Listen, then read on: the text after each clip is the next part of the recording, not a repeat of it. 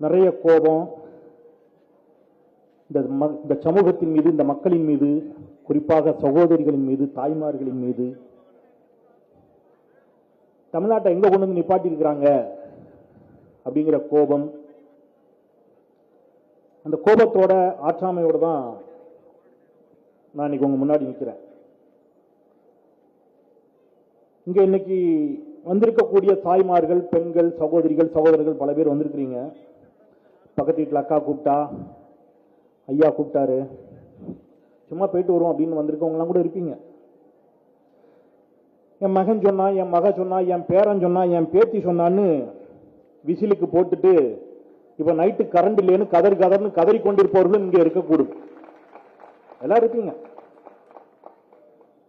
கதருங்க. இன்னும் 5 வருஷத்துக்கு கதறு கதறு கதறு கதறு கதறு தான். வரேன், அது உள்ள வர. நம்ம எவ்வளவு பெரிய தப்ப பண்ணியிருக்கிறோம் தமிழ் சமூகம் அப்படிங்கிறது தெரியணும். அதற்கு முன்பாக இன்றைக்கு முத்தமிழறிஞர் கலைஞரின் 103வது பிறந்த நாள்.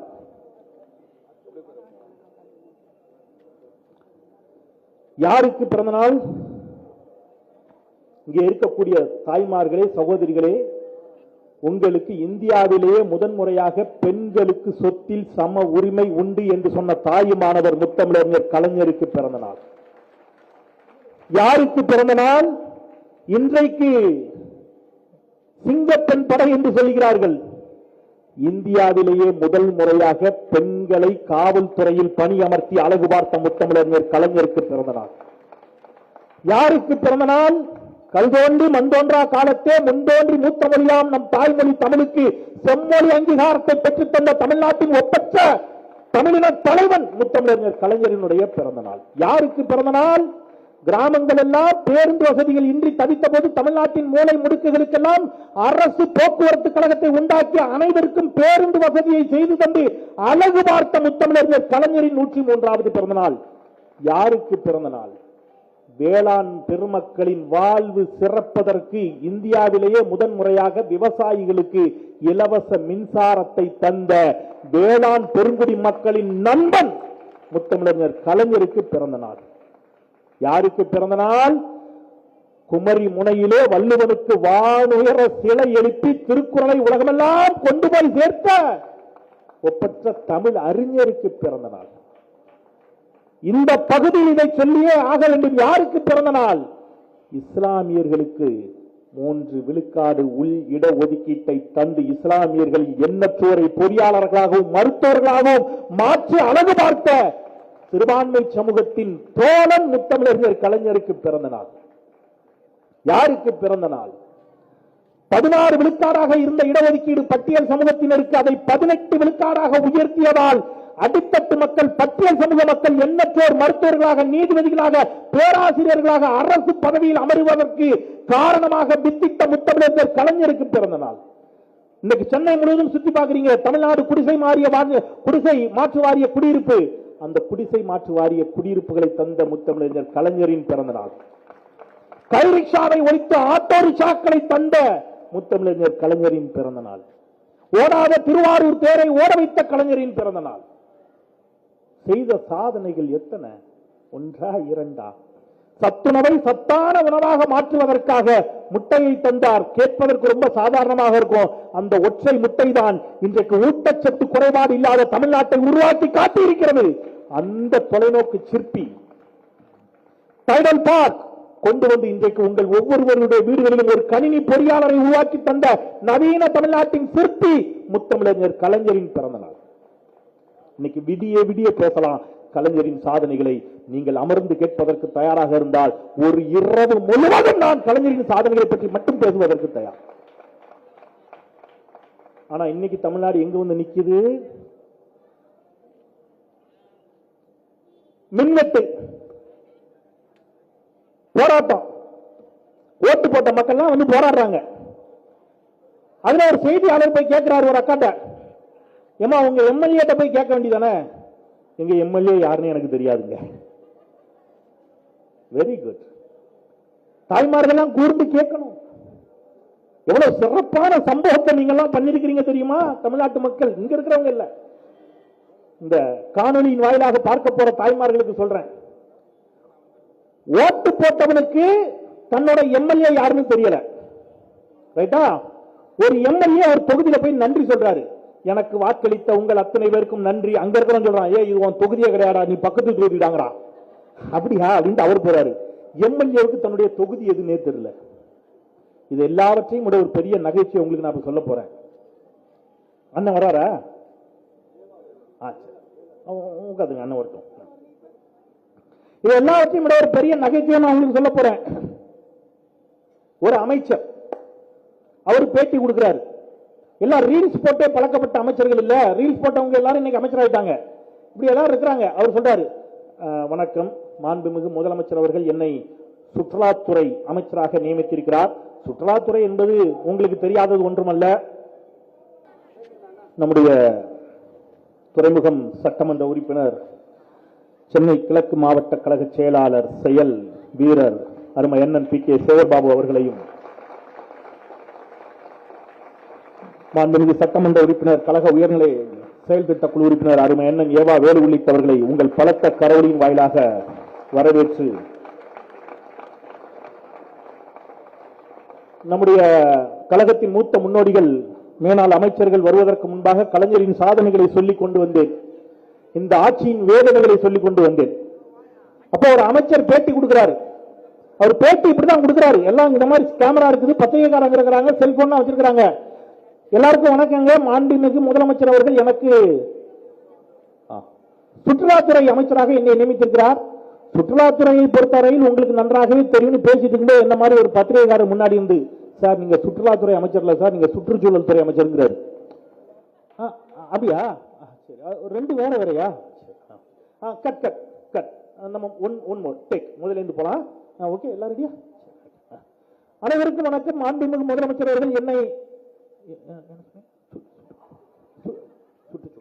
சுற்றுச்சூழல் துறை அமைச்சராக நியமித்திருக்கிறார். நாடு நாசமா போக தீய வைக்க, அதாவது 6 மாத காலம் அவகாசம் தருகிறோம் என்று நம்முடைய தலைவர் தளபதி முத்துவேல் கருணாநிதி ஸ்டாலின் அவர்கள் சொன்னார். அது எதுக்கு சொன்னார் தெரியுமா? 6 மாத காலம் உங்களுடைய நிர்வாகம் என்ன என்று கற்றுக்கொள்வதற்கு 6 மாசம். நீ உன் துறை என்னன்னே தெரிஞ்சுக்கிறதுக்கு எப்படி 6 மாசம் கொடுக்க முடியும்? இது எந்த ஒரு அநியாயம்? அப்போ இந்த அளவிற்கு இன்றைக்கு ஒரு மிக கேவலமான, ஒரு இழிவான ஒரு ஆட்சி இன்றைக்கு தமிழ்நாட்டில் நடக்கிறது. தேர்தலுக்கு முன்பாக அண்ணன் பி கே சேகர்பாபு அவர்கள் நடத்திய எல்லா கூட்டத்திலையும் நான் ஒருத்தன் தான் ஒரு கேள்வியை கேட்டேன். இன்னைக்கு அது நடந்துருச்சு. எல்லா கூட்டத்திலையும் ஒரு கேள்வி கேட்டேன். அந்த தேர்தலுக்கு முன்பாக நடத்தின கூட்டத்தில் இங்க வந்தவங்க யாரா இருந்தீங்கன்னா உங்களுக்கு ஞாபகம் இருக்கும். நான் அப்ப கேட்பேன், இப்ப ஒரு குரூப் வந்திருக்குது மாற்றம்னு. ஒரு மாற்றம். காலையில வச்சோன்னு என்ன குடிப்பீங்க? டீயா காப்பியான்னு கேட்பேன். இங்க பல பேர் டீ அல்லது காப்பியும்பீங்க. நான் அப்ப சொன்னேன், ஒரு மாற்றத்துக்கு காலையில இருந்து பால்டால குடிப்பீங்களான்னு கேட்டேன். முடியாதுன்னு நீங்க. ஆனா இன்னைக்கு தமிழ்நாடு பால்டாயில குடிச்சிருச்சு. பால்டாயில குடிச்சதனுடைய விளைவு இன்றைக்கு தமிழ்நாடு ஐசியூ வார்டில் அட்மிட் ஆகி இழுத்துட்டு இருக்கு. அதான் உண்மை. ஓட்டு போட்ட மக்களுக்கு தன்னுடைய எம்எல்ஏ யார் என்று தெரியவில்லை.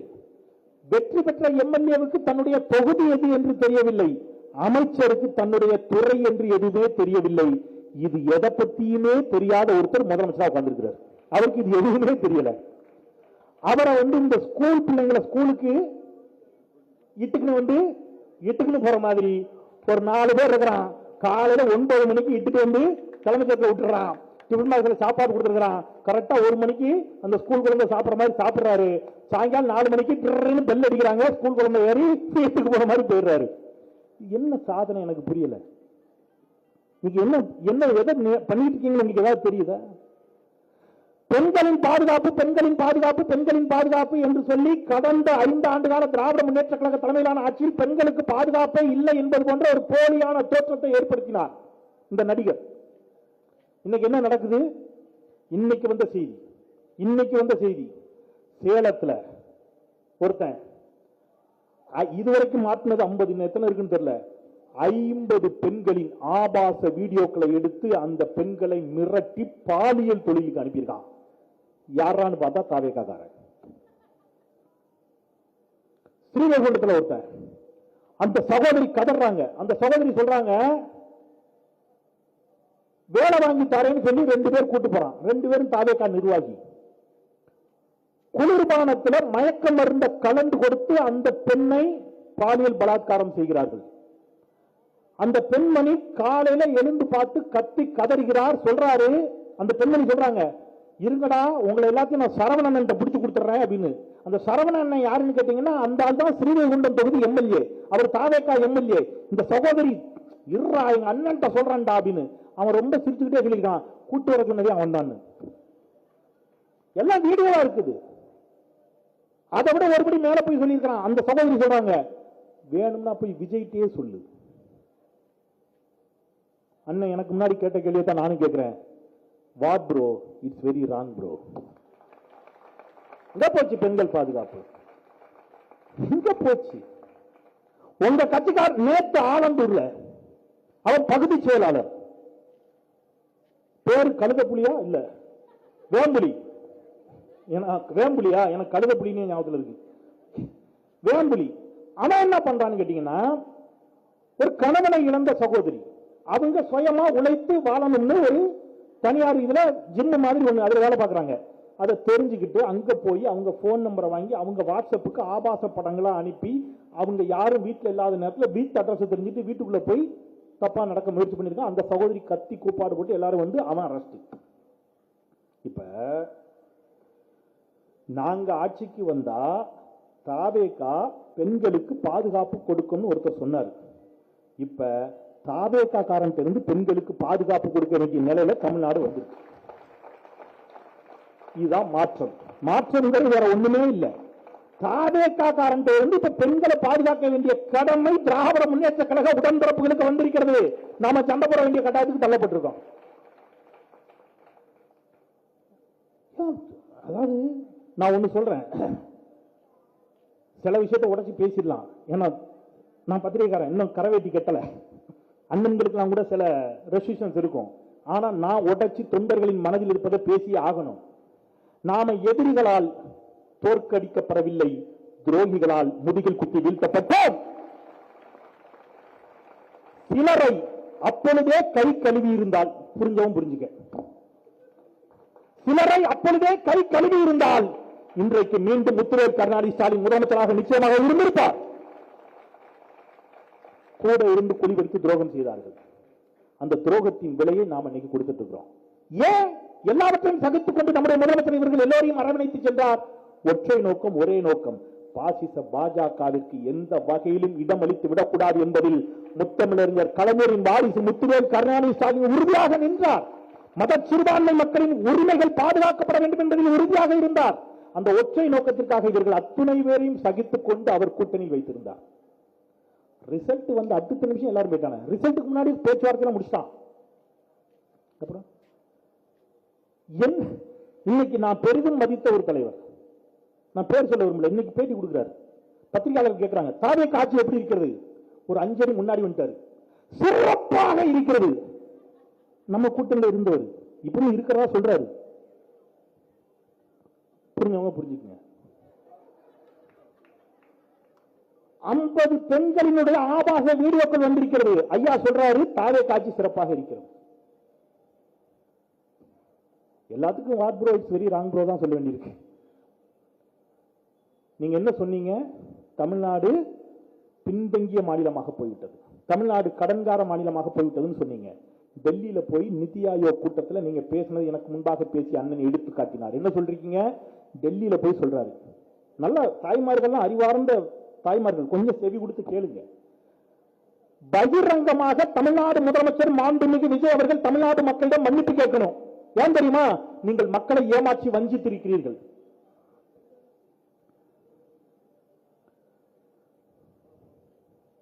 பாபநாசம் சட்டமன்ற உறுப்பினரும் மனிதநேய மக்கள் கட்சியினுடைய தலைவருமான பேராசிரியர் கண்ணியத்திற்குரிய முனைவர் ஜவாஹிருல்லா அவர்களை பலத்த கரோலின் வாயிலாக அன்போடு வரவேற்போம்.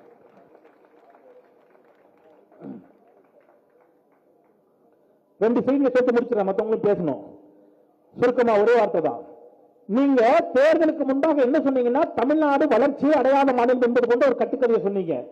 டெல்லியில நிதி ஆயோக் கூட்டத்தில் போய் இன்றைய முதலமைச்சர் விஜய் சொல்லியிருக்கிறார், தமிழ்நாடு இந்தியாவின் வளர்ச்சி அடைந்த மாநிலங்களில் 2வது இடத்தில் இருக்கிறது என்று சொல்லியிருக்கிறார். நான் கேட்கிறேன், வெட்கமே இல்லாம இதை சொல்றீங்க மாண்புமிகு முதலமைச்சர் அவர்களே. உங்களுடைய இந்த ஒரு மாசம் ஆட்சியில தான் அது 2வது கட்டத்துக்கு வந்துச்சா? எப்ப வந்துச்சு?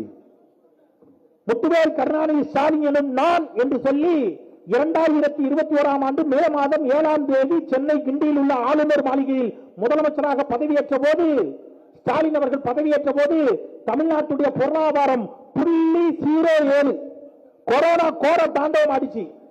5 ஆண்டுகள் அயராது உழைத்து 11.19 விழுக்காடாக உயர்த்தி இந்தியாவின் முதன்மை மாநிலமாக கொண்டு வந்து நிறுத்தியவர் திமுக தலைவர் முத்துவேல் கருணாநிதி ஸ்டாலின். நீங்க போய் வெட்கமே இல்லாம அந்த கிரெடிட்டை நீங்க எடுத்துக்கிறீங்க. அப்போ கடந்த 5 ஆண்டு கால ஆட்சியில் ஆட்சிக்கு வந்தவுடன் மகளிர் உரிமை பயணம் கொடுத்தாரு. சரியா? உங்களுக்கு பெட்ரோலுக்கு 3 ரூபாய் குறைச்சாரு. நமக்கு மறதி ஜாஸ்தி, நான் திருப்பி ஞாபகப்படுத்த வேண்டியிருக்கு. ஆவின் பால் விலையை லிட்டருக்கு 3 ரூபாய் குறைச்சாரு. கணக்கெடுத்து தகுதியுடையவர்களுக்கு 1,31,00,000 பெண்களுக்கு மாதம் 1000 ரூபாய் கொடுத்தார்.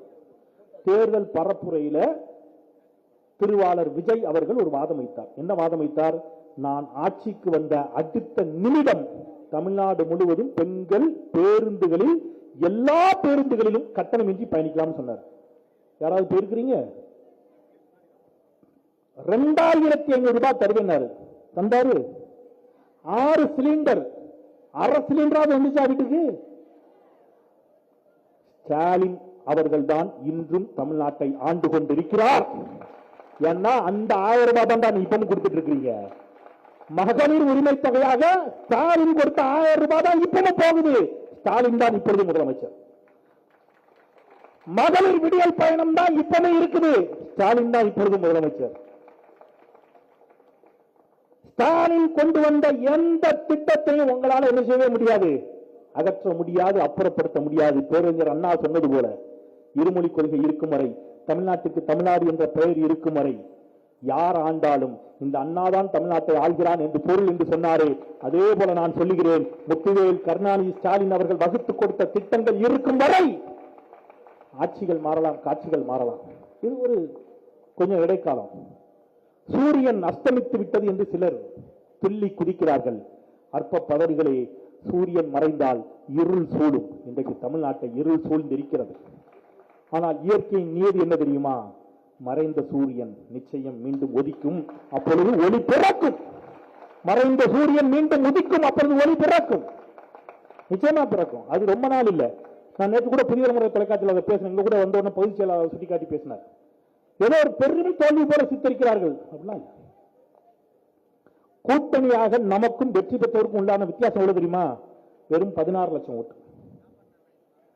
நாம மட்டும் தனித்து பெற்ற வாக்குகளுக்கும் இந்த திரைப்பட நடிகர் பெற்ற வாக்குகளுக்கும் உள்ள வித்தியாசம் எவ்வளவு தெரியுமா? 50 லட்சம் ஓட்டு. ஆனா அவர் 234 தொகுதிகளிலும் போட்டியிட்டார். நாம் 164 தொகுதிகளில் போட்டியிட்டு இதை பெற்றிருக்கிறோம்.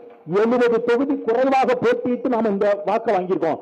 ஒருவேளை இந்த துரோகிகளுக்கு இடமளிக்காமல் 234 தொகுதிகளிலும் உதயசூரியன் நின்றிருக்கும் என்று சொன்னால் மீண்டும் திமுக ஆட்சி நிச்சயம் வந்திருக்கும். உண்மை. கூட்டணி, திமுக கூட்டணி உடைந்து விட்டது. திமுக கூட்டணி இல்லை என்று சிலர் சொல்கிறார்கள். இங்க மேடையில் இருக்கக்கூடிய கண்ணியத்திற்குரிய பேராசிரியர் ஜவாஹிருல்லா யாரு? மனிதநேய மக்கள் கட்சியின் தலைவர். நீங்க இல்ல அப்படின்னு வேணா சொல்றதுக்கு உங்களுக்கு உரிமை இருக்குது. கொள்கை அடிப்படையில் இன்னமும் உதய சூரியனோடு திமுகவோடு இருக்கக்கூடிய தோழமை இயக்கங்கள், நட்பு சக்திகள், கூட்டணி கட்சிகள், அவர்களுக்கு நான் இதயத்தின் அடியாளத்திலிருந்து நன்றியை சொல்ல கடமைப்பட்டிருக்கிறேன். நிறைவா நான் ஒரு வார்த்தையை சொல்லிட்டு போயிடுறேன். இது இந்த இத்தனை கேமரா அங்க இருக்கு, இந்த கேமரா மூலம் பார்க்கக்கூடிய பெருமக்களுக்கு இந்த மேடையெல்லாம் மறந்துருங்க, கொஞ்சம் சீரியஸா சொல்றத காதுல வாங்கிக்கங்க. பேரறிஞர் அண்ணா ஹிந்தி எதிர்ப்பு போராட்டத்தில் கலந்து கொண்டு சிறைக்கு சென்றார். பல ஆண்டுகள் சிறையில் இருந்தார். வாடி வதங்கினார். புற்றுநோய்க்கு மத்தியிலும் இந்த நாட்டு மக்களுக்காக பேசி பேசி கத்தி கத்தியே செத்து போனார். அவர் முதலமைச்சர் ஆனார். ஹிந்தி எதிர்ப்பு போராட்டத்தில் ஆண்டு கணக்கில் சிறை வாசத்தை அனுபவித்தவர்கள் அண்ணாவும் முத்தமிழறிஞர் கலைஞரும். எழுதி தீர்த்தார் தமிழுக்காக முத்தமிழறிஞர் கலைஞர். சிறைவாசத்தை அனுபவித்தவர். தமிழ்நாட்டில் அவர் கால்படாத இடங்களே கிடையாது. அவர் முதலமைச்சர் ஆனார். உழைப்பு உழைப்பு உழைப்பு என்றால் ஸ்டாலின் ஸ்டாலின் ஸ்டாலின் என்று பொருள் என்று கலைஞரால் பாராட்டப்பட்ட ஸ்டாலின் உழைத்து உழைத்து உழைத்து முதலமைச்சரானார். ஆனா இன்னைக்கு ஒருத்தர் முதலமைச்சராக இருக்கிறார். பெண்கள்கிட்ட ஓட்டு போட்ட பெண்கள்ட்ட எல்லாம் நான் கேட்டேன், அப்படி என்னங்க ஹெவியா உங்களுக்கு அவரை ஈர்த்துச்சுன்னு. நல்ல டான்ஸ் ஆடுறாரு சார். தீய வைக்க இது ஒரு தகுதியா? நல்லா டான்ஸ் ஆடுறாருன்னா அடுத்த அடுத்த முதலமைச்சரா பிரபுதேவா ஆக்குவீங்களா? இப்ப ராகவா லாரன்ஸ் வேற வர்றாரு, அவர் இவரோட நல்ல டான்ஸ் ஆடுவாரு. எனக்கு புரியல, நல்லா டான்ஸ் ஆடுறது ஒரு தகுதியா? அறிவார்ந்த தமிழ் சமூகமா இது? இப்ப நாளைக்கு என்ன தெரியுமா, சேகர் பாபு அந்த மாதிரி, ஏவாவேல் அந்த மாதிரி, பேராசிரியர் ஜவாஹிர்லா மாதிரி தெருத்துவா இறங்கி போராட வேண்டாம், மக்களோட நிக்கவே வேண்டாம். யாராவது முதலமைச்சர் ஆகணும்னு ஆசைப்பட்டா ரொம்ப சிம்பிள். உங்ககிட்ட ஒரு ஆம்பளை போய் பண்ணான்னு வைங்க, அவனை கொஞ்சம் வெயில் படாம வளர்த்து அவன் காலேஜ் கூட அனுப்ப வேண்டாம், 12th வரைக்கும் படிக்க வச்சு அவனை எங்கேயாவது கராத்தே கிளாஸ், கொஞ்சம் ஸ்விம்மிங் கிளாஸ், கொஞ்சம் நடிப்பு கிளாஸ், நடன கிளாஸ் மட்டும் சேர்த்து விட்டு, உங்ககிட்ட கொஞ்சம் காசு இருந்துச்சுன்னா நீங்களே முதலீடு போட்டு அவனை வச்சு ஒரு படம் எடுத்து, ஒரு 2 படம் ஓடலான்னு பரவாயில்ல, கூட 2 படம் எடுத்து அவனை ஹீரோ ஆக்கிட்டீங்கன்னா ஒரு 30 வருஷம் நல்லா ஹீரோவுக்கு ஹீரோவா இருந்து உங்களுக்கு சம்பாதிச்சு தருவான். 30 வருஷம் கழிச்சு நாட்டையும் உங்ககிட்ட கொடுத்துருவான். என்னது இது? இது இது இது நான் திருப்பி சொல்றேன், அரசியலுக்கு யார் வேண்டுமானாலும் வரலாம். நீங்க என்ன தியாகம் செய்தீர்கள், என்ன உழைத்தீர்கள்? இந்த மக்களின் பேரிடர் காலங்களில் நீங்க கூட நின்னீங்களா? கொரோனா பேரிடர் காலத்தில் தன் உயிரை துச்சமென மதித்து கொரோனா வார்த்துக்குள் சென்று பார்த்த இந்தியாவின் ஒரே ஒப்பற்ற தலைவர் முத்துவேல் கருணாநிதி ஸ்டாலின், நீங்க அன்னைக்கு எங்க இருந்தீங்க? சென்னையில் பெருமழை வெள்ளம், வெள்ளக்காடாக மக்கள் இங்க வந்து அப்படி தத்தி என்ன தத்தளித்துக் கொண்டிருந்த பொழுது வேட்டியை முடிச்சு களத்தில் இருந்த ஒரு சேகர் பாபு, நீங்க எங்க இருந்தீங்க? பனவூர் பங்களாப்புல இருந்தீங்க. எப்படி ஒரு அறிவற்ற சமூகமாக தமிழ் சமூகம் மாறிவிட்டதா அப்படிங்கிற ஆற்றாமையில நான் பேசிட்டு இருக்கிறேன். இங்க இருக்குது சட்டக்கல்லூரி. இந்த சட்டக்கல்லூரிக்கு டாக்டர் பாபா சாஹேப் அம்பேத்கர் பெயரை வைத்து அழகு பார்த்தவர் மூத்தமிழர் டாக்டர் கலைஞர். இன்னைக்கு திமுக தலித்துகளின் எதிரி என்பது போல சிலர் பேசுகிறார்கள். ஆசியாவிலே முதன்முறையாக சட்ட பல்கலைக்கழகம் ஒன்றை உருவாக்கி அந்த சட்ட பல்கலைக்கழகத்திற்கு முத்தமிழர் டாக்டர் கலைஞர் டாக்டர் பாபா சாஹேப் அம்பேத்கர் பெயரை வைத்தார். அம்பேத்கர் பெயரில் ஒரு சட்ட பல்கலைக்கழகம். அம்பேத்கரின் பிறந்த நாளை சமத்துவ நாளாக அறிவித்தவர் முத்துவேல் கருணாநிதி ஸ்டாலின். அந்த திமுகவை ஒரு சிலர் தங்களின் சுய ஆதாயத்திற்காக தலித்துகளின் எதிரி என்பது போல பேசுகிறார்கள். இன்னைக்கு விழுப்புரத்தில் பாபா சாஹேப் அம்பேத்கரின் சிலை வைப்பதற்கு அனுமதி மறுக்கப்பட்டு அந்த சிலை அகற்றப்பட்டிருக்கிறது. நானும் லென்ஸ் வச்சு தேடுறேன், அவங்க எல்லாம் யாராவது பேசுவாங்களான்னு. என்ன நடக்கு நாட்டில்? அல்ல, மனதில் வைத்துக் கொள்ளுங்கள், செய்த தவறை திருத்திக் கொள்வதற்கு ஒரு வாய்ப்பு விரைவில் வர இருக்கிறது. அது உள்ளாட்சி தேர்தல். நான் இப்போயே அதையும் சொல்லிட்டு போயிடுறேன். செய்த தவறை திருத்திக் கொள்வதற்கு தமிழ் சமூகத்திற்கு ஒரு வாய்ப்பு உள்ளாட்சி தேர்தல். நீங்க வாக்குகளை உள்ளாட்சி தேர்தலில் திமுக அணிக்கு தரணும். அன்னைக்கு ஒரு அக்கா பேசு, அந்த ஒண்ணு சொல்லிட்டு நான் மத்தவங்களுக்கு வழி கொடுத்துறேன். நம்ம அக்கா எல்லாம் எவ்வளவு விவரமா இருக்காங்க பாருங்க, எனக்கு ஆச்சரியமா இருக்கு. அவங்க வீட்டெல்லாம் இடிச்சிட்டாங்க, அந்த அக்கா வீட்டை காலி பண்ண சொல்லிட்டாங்க. ஒரு பிரச்சனை நீங்க கூட பார்த்திருப்பீங்க, எல்லாமே இப்ப இன்ஸ்டாகிராம்ல வருத பார்த்திருப்பீங்களே. அந்த அக்கா தெளிவா பேசு, அது திமுக காரங்க போய் சொல்லியிருக்கு. அவங்க சொல்லியிருக்காங்க, ஏமா இப்ப எங்க ஆட்சி இல்ல, நீங்க எங்களுக்கு ஓட்டும் போடல, எம்எல்ஏவும் நாங்க இல்ல, நீங்க யாருக்கு ஓட்டு போட்டீங்களோ அவங்க கிட்ட தானமா கேட்கணும்னு அவர் சொல்லியிருக்காரு. அந்த அம்மா தெளிவா சொல்லுது, ஓட்டு நாங்க அவருக்கு தான் போட்டோம், ஆனா எங்களுக்கு பிரச்சனைனா நீங்க தான் வரணும். எப்படி நல்லா இருக்குல்ல? பிரச்சனைனா சேகர் பாபு வரணும், பிரச்சனைனா ஏவாவேலு வரணும், பிரச்சனைனா உதயநிதி ஸ்டாலின் வரணும், பிரச்சனைனா ஸ்டாலின் வரணும். ஓட்டு யாருக்கு போடுவேன்? அது அவருக்கு போடுவேன். ஏன்? ஒரு நல்ல கோட்டு போட்டு ஸ்டைலா இருக்காரு, தாடி அழகா இருக்கு, நல்லா டான்ஸ் ஆடுறாரு. என்னடா நடக்குது நாட்டில்? அது அல்ல அறிவார்ந்த தமிழ் சமூகம். உங்கள் பிள்ளைகள் பேச்சை கேட்டு பாயாசத்துக்கு பதிலாக பாய்சனை கொடுத்தா குடிக்க மாட்டீங்க. பிள்ளைங்க கிட்ட எடுத்து சொல்லுவீங்க, இது பாயாசம் இது பாய்சன், ரெண்டுக்கும் வித்தியாசம் இருக்குன்னு எடுத்து சொல்லுவீங்க. அதையும் தாண்டி அந்த பிள்ளை கத்துச்சுன்னா 2 நறுக்குன்னு மண்டையில கொட்டியாவது சொல்லுவீங்க. தேர்தலிலும் அதை நீங்கள் செய்திருந்தால் இன்னைக்கு கதறு கதறு கதறுன்னு கதற வேண்டிய அவசியம் இருந்திருக்காது. மின் வெட்டினால் இன்றைக்கு தமிழ்நாடே கதறி கொண்டிருக்கிறது.